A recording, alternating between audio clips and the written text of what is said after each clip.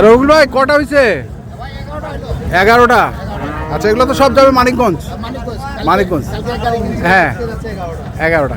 দেখান তো একটু দেখি। হ্যাঁ, 3টা ওই যে গাড়িতে উঠছে। হ্যাঁ, 4, 5, 6, 7, 8, 9, 10 আর 11। আচ্ছা, এগুলো কেমন দামের মধ্যে আছে না রবিউল ভাই?